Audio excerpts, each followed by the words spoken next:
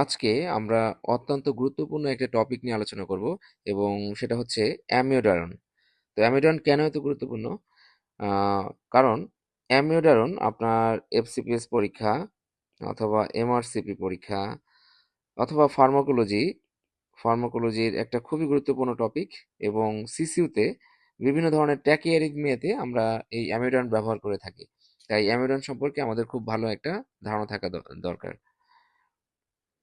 তো প্রথমে জেনে নেই অ্যামিডন আসলে কি। আসলে অ্যামিডন একটা ক্লাস 3 অ্যান্টি অ্যারিথমিক এজেন্ট। আমাদের যে ভন উইলিয়াম ক্লাসিফিকেশন আছে অ্যান্টি অ্যারিথমিক ড্রাগগুলোর মধ্যে, এর মধ্যে অ্যামিডনটা হলো এই ক্লাস 3-তে পড়েছে। তার মানে এটা হচ্ছে পটাশিয়াম চ্যানেলকে ব্লক করে। তো কিভাবে অ্যামিডন কাজ করে সেটা জানার আগে আমরা একটু কার্ডিয়াক মায়োসাইটের যে অ্যাকশন পটেনশিয়াল আছে সেটা সম্পর্কে একটু ধারণা নিয়ে আসি। সেটা হলো, আমরা এখানে কার্ডিয়াক মায়োসাইটের অ্যাকশন পটেনশিয়াল দেখতে পাচ্ছি। এটা হলো রেস্টিং মেমব্রেন পটেনশিয়াল, যেটা হলো -90 মিলিভোল্ট। তো যখন কোনো এক্সাইটেশন কার্ডিয়াক মায়োসাইটে প্রথম আসে এবং থ্রেশহোল্ড লেভেলে যখন পৌঁছায়, তখন কি হয়, এই ভোল্টেজ গেটেড সোডিয়াম চ্যানেলগুলো ওপেন হয় এবং প্রচুর পরিমাণ সোডিয়াম সেলের ভেতরে প্রবেশ করতে থাকে। এবং অ্যাকশন পটেনশিয়াল যখন হয়ে যায়, তখন এই ভোল্টেজ গেটেড সোডিয়াম চ্যানেলগুলো ক্লোজ হয়ে যায় এবং এই র্যাপিড এই ফার্স্ট ভোল্টেজ গেটেড পটাশিয়াম চ্যানেলগুলো অ্যাক্টিভেট হয় এবং একটু স্লাইটলি নিচের দিকে রিপোলারাইজ হওয়া শুরু হয়। এরপরে যেটা হয়, এই ফেজটাকে বলে ফেজ ওয়ান। এরপরে যেটা হয় যে একসাথে ভোল্টেজ গেটেড ক্যালসিয়াম চ্যানেলগুলো ওপেন হয় এবং ডিলেড রেকটিফায়ার যে পটাশিয়াম চ্যানেলগুলো আছে এই চ্যানেলগুলো ওপেন হয়। তো কি হয়, একদিক দিয়ে ক্যালসিয়াম বাইরে থেকে সেলের ভেতরে ঢুকে এবং আরেক দিকে পটাশিয়াম সেলের ভেতরের থেকে বাইরে চলে যেতে থাকে। তো এদের মধ্যে একটা ইলেকট্রিক্যাল ইকুইলিব্রিয়াম তৈরি হয়, যার জন্য এখানে কোনো ধরনের ইলেকট্রিক চার্জের আহ, কোনো চেঞ্জ থাকে না। তো এখানে কি হয়, এই জন্য এখানে একটা প্ল্যাটো ফেজ তৈরি হয় এবং এটাকে আমরা বলতেছি ফেজ টু। এবং এরপরে কি হয়, এরপরে একসময় এসে এই ক্যালসিয়াম চ্যানেলগুলো একদম ব্লক হয়ে যায় এবং এরপরে এই ডিলেড যে রেকটিফায়ার পটাশিয়াম চ্যানেলগুলো আছে এই চ্যানেলগুলো পুরোপুরি ওপেন হয়ে যায় এবং ওপেন হওয়ার ফলে সেলের ভেতর থেকে পটাশিয়াম বাইরে চলে আসে এবং এই প্রক্রিয়াটাকে আমরা বলি রিপোলারাইজেশন। সো এই রিপোলারাইজেশন ফেজটাকে বলে ফেজ থ্রি। এবং পরবর্তীতে এই রিপোলারাইজেশন হয়ে সেল আবার তার আগের অবস্থায় ফেরত আসে, মানে -90 মিলিভোল্টে এই এই চার্জে ফেরত আসে। এটাকে আমরা বলি ফেজ ফোর। তাহলে অ্যামিওডারন কি করে আসলে? অ্যামিওডারন আমাদের এই রিপোলারাইজেশনের যে রেকটিফায়ার পটাশিয়াম চ্যানেলগুলো আছে এই চ্যানেলগুলোকে অ্যামিওডারন ব্লক করে দেয়। তো পটাশিয়াম চ্যানেলগুলো যদি ব্লক হয়ে যায়, তাহলে পটাশিয়াম যে ইফ্লাক্স হচ্ছিল, মানে পটাশিয়াম যে সেলের ভিতর থেকে বাইরে চলে যাচ্ছিল এবং যার ফলে রিপোলারাইজেশন হচ্ছিল, এই প্রসেসটা স্লো হয়ে যায়। স্লো হয়ে যাওয়ার জন্য যেটা নর্মালি রিপোলারাইজেশন এইভাবে হচ্ছিল, সেই রিপোলারাইজেশনটা এখন প্রলং হয়ে যায়। তো প্রলং হয়ে এইভাবে রিপোলারাইজেশনটা নামে। এই জন্য অ্যামিওডারন আমাদের এই পটাশিয়াম চ্যানেল ব্লক করার মাধ্যমে এই পটাশিয়াম ইফ্লাক্স বন্ধ করে এবং স্লো করে দেয় এবং এই রিপোলারাইজেশন ফেজটাকে প্রলং করে। তো রিপোলারাইজেশন ফেজটাকে যদি প্রলং করে, তা আমরা দেখতে পাচ্ছি যে এই যে তার যে রিফ্র্যাক্টরি পিরিয়ড, এই রিফ্র্যাক্টরি পিরিয়ড এইটা থেকে প্রলং করে তাকে এই পর্যন্ত, মানে এই রিফ্র্যাক্টরি পিরিয়ডটাকে প্রলং করে। এইভাবেই আমাদের এই বিভিন্ন ধরনের ট্যাকি অ্যারিথমিয়া এবং অ্যারিথমিয়াকে ইফেক্টিভলি কন্ট্রোল করে অ্যামিওডারন। কিন্তু এই ক্লাস 3 অ্যান্টি অ্যারিথমিক এই পটাশিয়াম ব্লকের বাইরেও অ্যামিওডারন উম, আরো কিছু চ্যানেল ব্লক করে। সেটা হচ্ছে, এই যে যে আমরা শুরুতে যে সোডিয়াম চ্যানেল ইনফ্লাক্স হতে দেখেছি, এই সোডিয়াম চ্যানেলগুলোকেও অ্যামিওডারন ব্লক করতে পারে। তো এই সোডিয়াম চ্যানেলগুলোকে যদি অ্যামিওডারন ব্লক করে, তাহলে কি হবে, সোডিয়াম ভেতরে ইনফ্লাক্স হতে পারবে না। সো এখানেও অ্যাকশন পটেনশিয়ালটা আরো প্রলং হবে। এবং অ্যামিওডারন এর পাশাপাশি কিছু আমাদের যে আলফা এবং বেটা অ্যাডেনার্জিক যে রিসেপ্টরগুলো আছে এই রিসেপ্টরগুলোকেও ব্লক করতে পারে এবং সাথে ক্যালসিয়াম চ্যানেলকেও ব্লক করে। তো ব্লক করার ফলে কি হয়, আলটিমেটলি এখানে হার্ট রেট কমে যায় এবং বিভিন্ন ধরনের এভি নোডাল কন্ডাকশনটাও ব্লক হয়। এই জন্য আমরা এখন দেখতে পাচ্ছি অ্যামিডারন শুধু যদিও পটাশিয়াম চ্যানেল ব্লকার হিসেবে পরিচিত, কিন্তু এর পাশাপাশি অ্যামিডারন কিন্তু একটা ওয়াইড ভ্যারাইটি অফ অ্যাকশন আছে অ্যামিডারনের। তাহলে এবার চলুন আমরা জেনে নেই অ্যামিডারনের ডোজ কিভাবে দিব আমরা। আমরা সিসিউতে যখন কোনো ট্যাকিয়ারিথমিয়া ডিল করি, তখন যেমন নিউ অনসেট অ্যাট্রিয়াল ফিব্রিলেশন অথবা ভেন্ট্রিকুলার ট্যাকিকার্ডিয়া, এগুলোতে যখন আমরা অ্যামিডারন দিতে যাই তখন আমরা খুব কনফিউজড হয়ে যাই যে ডোজটা আমরা কিভাবে দিব। তো আমরা অ্যামিডরনের ডোজটাকে দুইভাবে জানবো, দুইভাবে দেওয়া হয়। একটা হচ্ছে কার্ডিয়াক অ্যারেস্টে আমরা যখন আমরা ডিল করি এএলএস প্রোটোকল অনুযায়ী, তখন ডোজ একরকম। আর আমরা যখন ট্যাকি অ্যারিথমিয়া ডিল করি তখন এটার ডোজ আরেক রকম। তো আমরা কার্ডিয়াক অ্যারেস্টে যখন এএলএস প্রোটোকল অনুযায়ী কার্ডিয়াক অ্যারেস্ট ডিল করি, তখন যে আমরা জানি যে শকেবল যে রিদমগুলো আছে, ventricular fibrillation, pulseless ventricular tachycardia, এই পেশেন্টগুলোকে আমরা ৩ বার আ এই ডিসি শক দেওয়ার পরেও যদি রিদম কন্ট্রোল না হয়, তখন আমাদের এই এএলএস প্রোটোকল অনুযায়ী আমরা তখন পেশেন্টকে অ্যামিডরন দেই। তো কি ডোজে দিব? অ্যামিডরন এই ক্ষেত্রে দিতে হবে 300 মিলিগ্রাম স্ট্যাট। আমরা 300 মিলিগ্রাম একদম পেশেন্টকে স্ট্যাট দিব। দেওয়ার পরবর্তীতে আমরা আবার পেশেন্টকে এএলএস প্রোটোকল অনুযায়ী আবার ম্যানেজ করব। করার পরে তারপরে আবার তাতেও যদি পেশেন্টের এই রিদম কন্ট্রোল না হয়, তাহলে after fifth cycle or fifth shock, shock দেওয়ার পরে আমরা আবার আরেকবার এই অ্যামিডারন রিপিট করতে পারবো এবং সেই ডোজটা হবে অ্যামিডারন 150 মিলিগ্রাম। তো অ্যামিডারন এই এই ক্ষেত্রে আমরা অ্যামিডারন দিতে পারি ইন্ট্রাভেনাস রুটে অথবা ইন্ট্রা অসিয়াস রুটে। এই রুটে কিন্তু আমরা এটা দিতে পারি। তাহলে কার্ডিয়াক অ্যারেস্টে আমরা একটা হচ্ছে আফটার থার্ড শকের পরে একটা অ্যামিডারন দেই, সেটা হলো 300 মিলিগ্রাম। আর আফটার ফিফথ সাইকেল আরেকবার দিতে পারি, সেটা হচ্ছে অ্যামিডারন, সেটা হচ্ছে 150 মিলিগ্রাম। আচ্ছা, এখন একটা অ্যামিডারনের একটা ভায়ালে কতটুকু ড্রাগ থাকে, কি কনসেন্ট্রেশনে থাকে সেটা আমরা জানবো। তো আমরা এখানে দেখতে পাচ্ছি এখানে একটা অ্যামিডরনের একটা ভায়াল আছে। এখানে দেখতে পাচ্ছি যে একটা অ্যামিডরনে 150 মিলিগ্রাম পার 3 ml, মানে প্রতি এমএল এ 50 মিলিগ্রাম করে অ্যামিডরন থাকে। তাহলে আমরা এই কার্ডিয়াক অ্যারেস্টের পেশেন্টকে আফটার থার্ড শক আমরা তাকে 2 ভায়াল এই অ্যামিডরন ইন্ট্রাভেনাস রুটে অথবা ইন্ট্রা অসিয়াস রুটে তাকে দিয়ে দিব এবং দেওয়ার পর সাধারণত একটা ফ্লাশ দিতে হয়। 20 ml এ নর্মাল স্যালাইন অথবা 5% দিয়ে একটা ফ্লাশ দিব, কারণ এটা প্রচণ্ড ইরিটেশন করে এবং ফ্লেবাইটিস করতে পারে। আহ, এবং এখন আসেন যে বিভিন্ন ধরনের ট্যাকিয়ারিথমিয়াতে কি ডোজে আমরা এই অ্যামিডরনটা দিব এবং কিভাবে দিব। তো ট্যাকিয়ারিথমিয়া বলতে এটা কিন্তু আমাদের বিভিন্ন ধরনের atrial tachycardia, ventricular tachycardia, even বিভিন্ন ধরনের নোডাল ট্যাকিকার্ডিয়াতেও কিন্তু এই অ্যামিডরন খুবই ইফেক্টিভলি কাজ করে। তো খুবই কমনলি আমরা যেটাতে দেই সেটা হচ্ছে অ্যাট্রিয়াল ফিব্রিলেশন যদি নিউ অনসেট হয়, সাধারণত লেস দেন 48 আওয়ার্স, তারপর atrial Flutter, stable supraventricular tachycardia and white complex tachycardia যেগুলো আছে, সাধারণত মনোমরফিক ভিটিতে আমরা এই অ্যামিডরন দিতে পারি।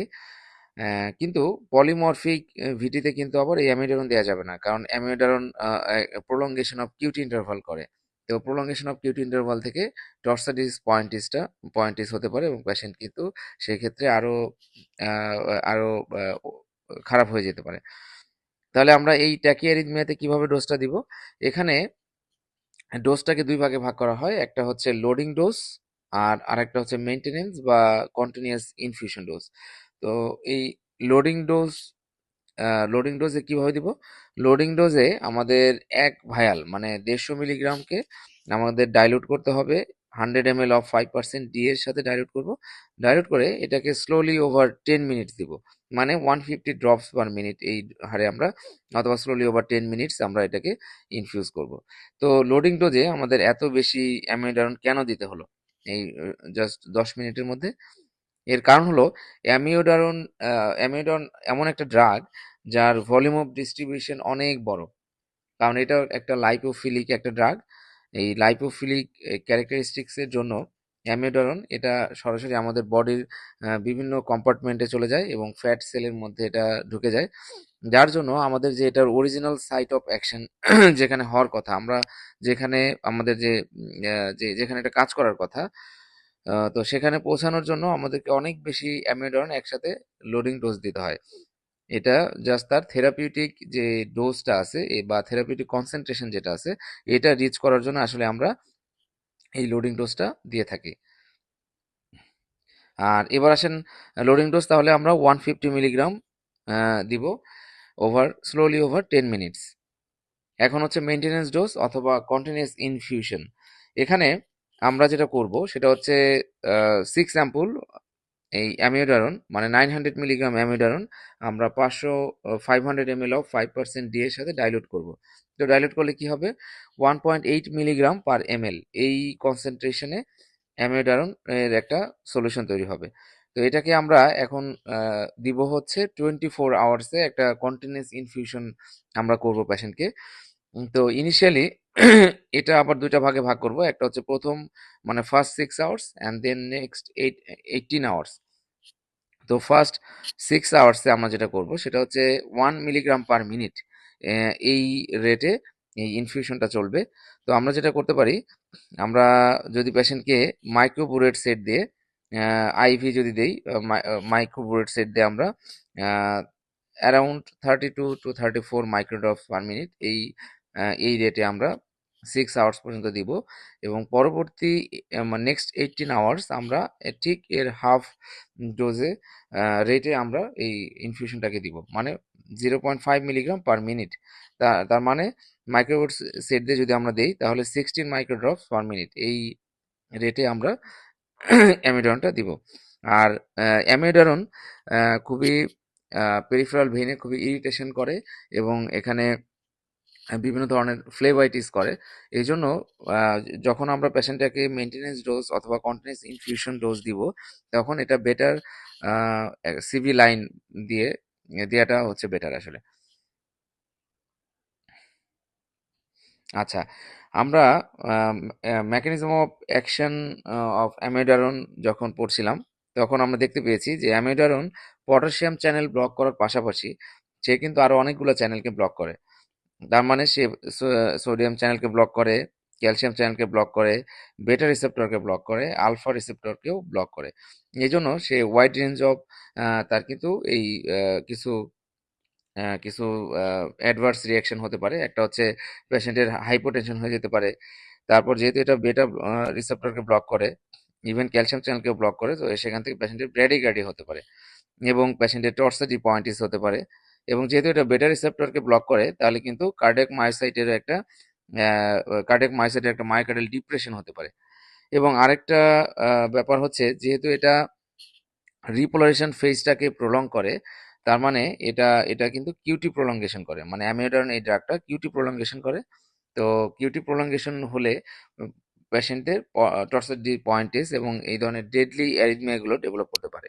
তাই অ্যামিওডারন একদিক দিয়ে যেমন সে অ্যান্টি অ্যারিথমিক, আবার আরেক দিক দিয়ে কিন্তু এই অ্যামিওডারন একটা প্রো অ্যারিথমোজেনিক একটা ড্রাগও। এজন্য আমরা যখন পেশেন্টকে আইভি ইনফিউশন দিব, অ্যামিওডারন আইভি ইনফিউশন দিব, তখন আমাদেরকে খুবই কশাস থাকতে হবে এবং কন্টিনিউয়াস কার্ডিয়াক মনিটরিং করতে হবে পেশেন্টের। আচ্ছা, আর এছাড়া আমরা এই ট্যাকিয়ারিথমিয়াগুলোতে আমরা পেশেন্টকে ওরাল ড্রাগেও দিতে পারি। ওরাল ড্রাগের ডোজটা হচ্ছে 200 milligram 3 times a day for 1 week and then reduce to 200 milligram twice daily for a further week and then maintenance dose at 200 milligram daily or a minimum dose required to control arrhythmia। কেন এই minimum ডোজে আমাদেরকে এই অ্যামিডনটাকে continue করতে হবে সেটা আমি এখনই আলোচনা করব। আচ্ছা, তাহলে এবার আমরা জেনে নেই what are the side effects of amiodarone. Amiodarone আসলে খুবই ইফেক্টিভ একটা অ্যান্টি অ্যারিথমিক ড্রাগ। তো এই ড্রাগটা যেমন একদিক দিয়ে খুবই ইফেক্টিভ ভাবে আমাদের অ্যারিথমিয়াগুলোকে কন্ট্রোল করে, তার পাশাপাশি এর আবার অনেকগুলো সাইড ইফেক্ট আছে। এর কারণ হচ্ছে অ্যামিডারন বিভিন্ন আমাদের বডির বিভিন্ন পার্টে এটা ডিপোজিট হয় এবং ডিপোজিট হয়ে এই সাইড ইফেক্টগুলো সাধারণত করে। তাহলে কি কি কমন সাইড ইফেক্ট আছে? এই সাইড ইফেক্টের মধ্যে সবচেয়ে কমন যেটা সেটা হচ্ছে এই অ্যামিওডারন কর্নিয়াতে ডিপোজিট হয় এবং ধরা হয় more than 90% patient who are taking amiodarone they get this side effect corneal deposition. তো কর্নিয়াল ডিপোজিশন কি হয়, এই কর্নিয়ার উপরে এইভাবে অ্যামিওডারনগুলো ডিপোজিট হয়। এই ডিপোজিট হওয়ার জন্য পেশেন্টের ভিজুয়াল ডিস্টারবেন্স হয় এবং বিভিন্ন তার ভিজুয়াল ফিল্ডে হ্যালোস তৈরি হয়। এজন্য সে ঠিকমতো তার দেখতে সমস্যা হয় এটার জন্য। কিন্তু মজার ব্যাপার হচ্ছে এই সাইড ইফেক্টটা রিভার্সিবল। পেশেন্ট যদি অ্যামিডারন ইনটেক বন্ধ করে দেয় তাহলে কিন্তু এই ডিপোজিশনটা আবার ঠিক হয়ে যায়, মানে এটা নর্মালাইজ হয়ে যায়। আচ্ছা, তারপরে অ্যামিওডারন আমাদের স্কিনেও ডিপোজিট হয় এবং হয়ে সেখান থেকে ফটো সেন্সিটিভিটি করে। সাধারণত এগুলো ফটোডার্মাটাইটিস করে এবং এগুলো করে সাধারণত আমাদের এই সান এক্সপোজড এরিয়াগুলোতে, যেমন আমাদের ফেস, বডি ট্রাঙ্ক, হ্যান্ড, লিম্সে, এই সমস্ত জায়গায় এই সান এক্সপোজড এরিয়াগুলোতে অ্যামিডারন একটা ফটোডার্মাটাইটিস করে এবং এই পরবর্তীতে এটা একটা slate grey appearance of skin করে। এই যে আপনারা ছবিতে দেখতে পাচ্ছেন এখানে যে স্লেট গ্রে অ্যাপিয়ারেন্স হয়ে গেছে পেশেন্টের ফেস। এবং এই ফটোসেন্সিটিভিটিটা সাধারণত মেলদের মধ্যে বেশি কমন। এবং যদি এটা হয়ে যায় তাহলে কি করতে হবে, অথবা এটা প্রিভেন্ট করার জন্য আমরা কি বলবো, আমরা পেশেন্টকে বলবো আপনি যতটুকু সম্ভব সান এক্সপোজার অ্যাভয়েড করবেন এবং বাইরে যাওয়ার সময় আপনি একটা সান ব্লক ব্যবহার করতে পারেন। আর যদি এই এই এই সাইড ইফেক্ট হয়েই যায়, মানে এই ফটোসেন্সিটিভিটি বা স্লেট গ্রে অ্যাপিয়ারেন্স এটা যদি ডেভেলপ করে যায় তাহলে কি করতে হবে, তাহলে আমাদের এই ড্রাগটাকে আর কন্টিনিউ করা যাবে না, এটাকে ডিসকন্টিনিউ করতে হবে। এবং ডিসকন্টিনিউ করার পরেও যদি এটা না যায় তাহলে আমাদেরকে অনেক সময় লেজার বেসড বিভিন্ন থেরাপি নিতে হয়। অ্যামিডোরানের আরেকটা গুরুত্বপূর্ণ সাইড ইফেক্ট হচ্ছে থাইরয়েড ডিসফাংশন। অ্যামিডন টক্সিসিটি থেকে হাইপোথাইরয়েডিজম হতে পারে, আবার হাইপারথাইরয়েডিজমও হতে পারে। তবে hypothyroidism is more common than hyperthyroidism in amiodarone toxicity. তো এটা কেন হয়, এটা বুঝতে হলে আমাদেরকে একটু অ্যামিডন স্ট্রাকচারের দিকে তাকাতে হবে। আমরা যদি দেখি অ্যামিডনের স্ট্রাকচারের দিকে তাকাই তাহলে এখানে দেখব যে অ্যামিডনের একটা পার্ট হচ্ছে আয়োডিন এবং বলা হয় যে এবং অ্যামিডনের প্রায় 40% ওয়েটই হচ্ছে আয়োডিন। এই হিউজ অ্যামাউন্ট অফ আয়োডিন হওয়ার জন্য একটা পেশেন্ট যখন অনেক দিন যাবৎ অ্যামিডন ইনটেক করে তখন তার ব্লাডে এই আয়োডিন কনসেন্ট্রেশন বাড়তে থাকে। সাধারণত যে সমস্ত এলাকায় আয়োডিনের ঘাটতি নাই অথবা নর্মাল আছে সেই সমস্ত এলাকায় সাধারণত এই ইফেক্টগুলো বেশি হয়। তো এই হিউজ অ্যামাউন্ট অফ আয়োডিন যেটা করে যে এই তার ব্লাডে অ্যামিডন ইনটেকের ফলে যে আয়োডিনের কন্টেন্ট বেড়ে যায়। এই অতিরিক্ত আয়োডিন যেটা করে এটা একটা অটো রেগুলেটরি ফেনোমেনন দেয়, যেটা কি করে, যেটা আমাদের এই থাইরক্সিন ফর্মেশনটা ইনহিবিট হয়। এই ইফেক্টটার নাম ওলফ কায়াকভ ইফেক্ট। এছাড়াও অ্যামিডারন পেরিফেরাল যে কনভার্সন T4 থেকে যে T3-তে কনভার্সন হয় সেটাকেও ইনহিবিট করে আমাদের এই অ্যামিডারন। তো এই দুইটা ইফেক্টের ফলে সাধারণত হাইপোথাইরয়েডিজম হয়। তো আমি যেহেতু প্রথমেই বললাম যে অ্যামিডারন হাইপোথাইরয়েডিজমও করতে পারে আবার হাইপারথাইরয়েডিজমও করতে পারে। তাহলে হাইপারথাইরয়েডিজমটা কিভাবে হয়? হাইপারথাইরয়েডিজম অ্যামিডন ইনডিউসড এই থাইরোটক্সিকোসিস আর হাইপারথাইরয়েডিজমটা দুইটা মেকানিজমের মাধ্যমে হতে পারে। একটা হচ্ছে অ্যামিডন ইনডিউসড থাইরোটক্সিকোসিস টাইপ 1 আর একটা হচ্ছে টাইপ 2। তো কোনটায় কি হয়? টাইপ 1-এ সাধারণত যে সমস্ত এরিয়াতে আয়োডিনের ঘাটতি আছে এই আয়োডিন ডেফিসিয়েন্ট এরিয়াগুলোতে যদি এই অতিরিক্ত পরিমাণ অ্যামিডন বা অনেক দিন যাবত এই অ্যামিডন ইনটেক করে তখন এই আয়োডিন কি করে, সে তো আসলে আয়োডিন ডেফিসিয়েন্ট এরিয়াতে ছিল। এজন্য এই অ্যামিডন যখন তার এই আয়োডিনের এই যে এই ঘাটতিটা বা এই ডেফিসিয়েন্টটা যখন রিকভার করে তখন কি হয়, তার এই থাইরয়েড হরমোন সিনথেসিসটা বেড়ে যায়। তো এই ইফেক্টটাকে বলা হয় জড বেসডো ইফেক্ট। এবং এখানে সাধারণত দেখা যায় পেশেন্টের আগে থেকেই কোনো প্রি এক্সিস্টিং নোডুলার গয়টার থাকে অথবা গ্রেভস ডিজিজ থাকে, তার সাথে এই অ্যামিডারনের এই আয়োডিন কন্টেন্টের জন্য বেশি বেশি থাইরয়েড হরমোন সিনথেসিস হতে থাকে। তো এখানে যদি আমরা কালার ডপলার করি তাহলে দেখবো এখানে যেহেতু থাইরয়েড হরমোন বেশি তৈরি হচ্ছে, গ্ল্যান্ডের কাজ বেশি হচ্ছে, তাই এখানে ব্লাড ফ্লো বেশি পাবো। এবং আয়োডিন আপটেকটা এখানে সাধারণত এই আমরা যদি রেডিও অ্যাক্টিভ আয়োডিন যদি দেই পেশেন্টকে, তখন দেখবো যে এর আপটেকটা নর্মাল থাকতে পারে অথবা সাধারণত বেশি থাকে। এবং এটার ম্যানেজমেন্ট কি? এটার ম্যানেজমেন্ট জাস্ট আমরা পেশেন্টকে অ্যান্টি থাইরয়েড ড্রাগস দিতে হয়, মানে কার্বিমাজল দিতে হয়। আর আরেকটা আছে অ্যামিডন ইনডিউসড থাইরোটক্সিকোসিস টাইপ 2। এটা সাধারণত ইউরোপ এবং নর্থ আমেরিকাতে দেখা যায়। তো এখানে কি হয়, অ্যামিডারন এই থাইরয়েড গ্ল্যান্ডে ডিপোজিশন হওয়ার জন্য সেখানে একটা ডিস্ট্রাকটিভ থাইরয়েডাইটিস হয়। তো যেহেতু থাইরয়েড গ্ল্যান্ডের ডিস্ট্রাকশন হয়, এই জন্য তার ভিতরে যে T4 and T3 যেগুলো ডিপোজিট ছিল বা যেগুলো তৈরি হয়েছিল, সেগুলো সব বাইরে চলে আসে ডিস্ট্রাকশনের জন্য। তো বাইরে চলে আসলে সার্কুলেশনে প্রচুর পরিমাণ থাইরয়েড হরমোন রিলিজ হয় এবং সেখান থেকে থাইরোটক্সিকোসিস হয়। তো যেহেতু এখানে প্রোডাকশন বেসিকলি বাড়ে নাই, তাই এখানে আমরা গ্ল্যান্ডের ব্লাড ফ্লোটা আমরা কম পাবো এবং এখানে ওই রেডিও অ্যাক্টিভ আয়োডিন ইনটেকটা মিনিমাম থাকবে অথবা আপটেক থাকবে না। এবং এখানে আমাদের কি করতে হবে, এটার ম্যানেজমেন্ট আসলে আমাদেরকে কর্টিকোস্টেরয়েড দিতে হয় এবং এর সাথে অনেক সময় প্লাস মাইনাস অ্যান্টি থাইরয়েড ড্রাগসও দেয়া লাগতে পারে। আচ্ছা, এবার আহ, আরো একটা গুরুত্বপূর্ণ সাইড ইফেক্ট হচ্ছে লাং ফাইব্রোসিস। এই অ্যামিওডারন লাংসে ডিপোজিট হয় এবং সেখান থেকে সাধারণত লোয়ার লো ফাইব্রোসিস করে অ্যামিওডারন। এবং পরে এর আরেকটা ক্ষতিকর প্রভাব আছে আমাদের লিভারে, এবং এই অ্যামিডনগুলো লিভার সিরোসিস করে এবং হেপাটাইটিসও করতে পারে। এছাড়াও নার্ভাস সিস্টেমে অ্যামিডন পেরিফেরাল নিউরোপ্যাথি এবং এটা এটা পেরিফেরাল এটা মায়োপ্যাথিও করতে পারে। এবং আমরা আগে জেনেছি যে অ্যামিডারন একদিক দিয়ে অ্যান্টি অ্যারিথমিক ড্রাগ, আবার আরেক দিক দিয়ে এটা একটা প্রো অ্যারিথমোজেনিক ড্রাগও। তো প্রো অ্যারিথমোজেনিক হিসেবে এটা কি কি করতে পারে, এটা আমরা আগে মেকানিজম জেনেছি যে এটা ব্র্যাডিকার্ডিয়া করতে পারে, হার্ট ব্লক করতে পারে এবং এটা কিউটি প্রলঙ্গেশন করে সেখান থেকে টর্সেট ডিপয়েন্টিসও করতে পারে পেশেন্টকে। এবং এবং এটাও আমি আগে বলেছি যে অ্যামিওডারন আমরা যখন পেরিফেরাল ভেইন দিয়ে দিব, এটা অনেক ইরিটেশন করে এবং সেখান থেকে থ্রোম্বোফ্লেবাইটিস করে। এই জন্য যে সমস্ত পেশেন্টদেরকে আমার কন্টিনিউয়াস ইনফিউশন দিতে হবে, তাদেরকে চেষ্টা করতে হবে সেন্ট্রাল ভেনাস লাইন দিয়ে দেওয়ার জন্য এবং ইনফিউশন পাম্প ব্যবহার করার জন্য। তাহলে আমরা যদি সংক্ষেপে বলি এটা সাইড ইফেক্ট গুলো সম্পর্কে, এটা একদিকে আমাদের পালমোনারি ফাইব্রোসিস করে, এটা হেপাটোটক্সিসিটি মানে আহ, এটা থেকে লিভার সিরোসিস হয়, হেপাটাইটিস হতে পারে, এটা থাইরয়েড গ্ল্যান্ডের উপরে কাজ করে, হাইপারথাইরিজম এন্ড হাইপোথাইরিজম দুটাই করতে পারে। এবং সবচেয়ে কমন সাইড ইফেক্টটা হচ্ছে কর্নিয়াল ডিপোজিশন। এটা আমাদের কর্নিয়ার উপর ডিপোজিশন হয়ে এই পেশেন্টের ভিজুয়াল ফিল্ডে ডিফেক্ট করতে পারে এবং এটা বিভিন্ন ধরনের অ্যারিথমিয়া করতে পারে।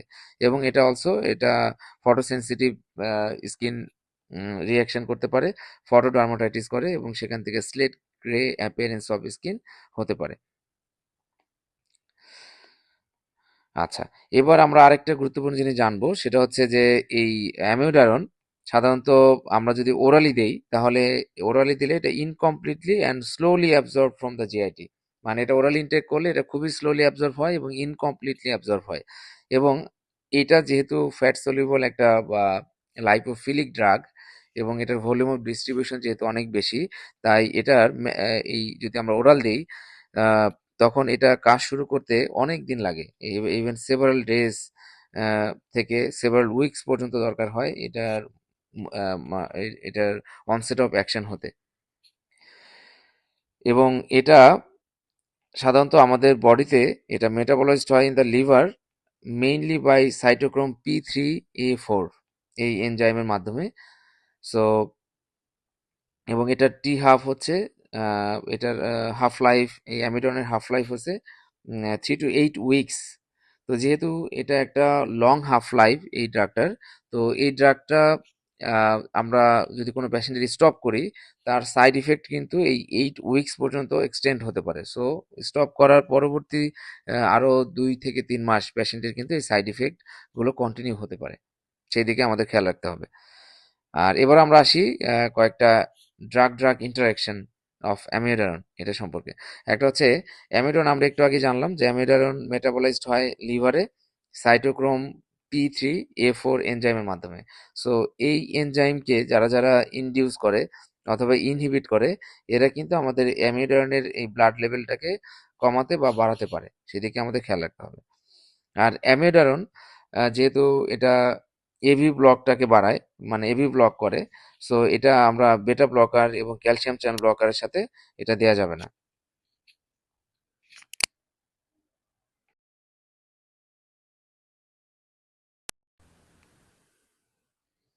অ্যামিডারন যেহেতু এবি ব্লক করতে পারে, তাই এই অ্যামিডারন বেটা ব্লকার এবং ক্যালসিয়াম চ্যানেল ব্লকারের সাথে একসাথে দেওয়া যাবে না। অ্যামিডারন আরেকদিকে ওয়ারফারিন এবং ডিগক্সিন এই দুইটার ব্লাডের কনসেন্ট্রেশন বাড়ায়। তো এই দুটার কনসেন্ট্রেশন যদি বাড়ায়, তাহলে ওয়ারফারিন থেকে ব্লিডিং টেন্ডেন্সি হতে পারে। এই জন্য আমাদের অ্যামিডারন দিলে পেশেন্টের ওয়ারফারিনের ডোজ প্রায় 33 to 50% রিডাকশন করতে হয়, এবং আইএনআর দেখতে হয়, উইকলি আইএনআর চেক করতে হয় পেশেন্টের। এর সাথে পাশাপাশি এই ডিগক্সিনের লেভেলও যেহেতু বাড়ায়, এই অ্যামিডারন যেহেতু ডিগক্সিনের লেভেল বাড়ায়, তো আমাদের ডিগক্সিন যদি পেশেন্ট আগে থেকে খেয়ে থাকে, তাহলে ডিগক্সিনও কমিয়ে দিতে হবে।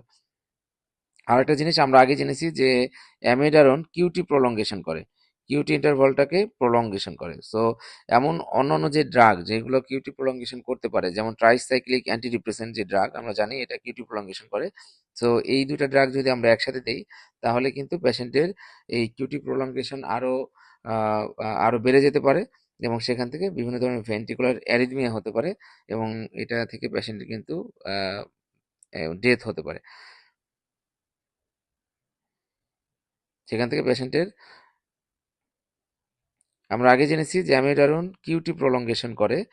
তো এই অ্যামিডারনকে যদি আমরা অন্য একটা ড্রাগের সাথে দেই, যে ড্রাগ কিউটি প্রলঙ্গেশন করে, যেমন ট্রাইসাইক্লিক অ্যান্টিডিপ্রেসেন্ট, তাহলে এই দুইটা ড্রাগ মিলে আরো কিউটি প্রলঙ্গেশনটাকে আরো প্রমিনেন্ট করবে, এবং সেখান থেকে কিন্তু ভেন্ট্রিকুলার অ্যারিথমিয়া করতে পারে। তাই আমাদেরকে অ্যামিডারন প্রেসক্রাইব করার আগে খুব কশাসলি দেখতে হবে পেশেন্ট অন্য কোনো কিউটি প্রলঙ্গেশন করে এরকম কোনো ড্রাগস পাচ্ছে কিনা। Thank you.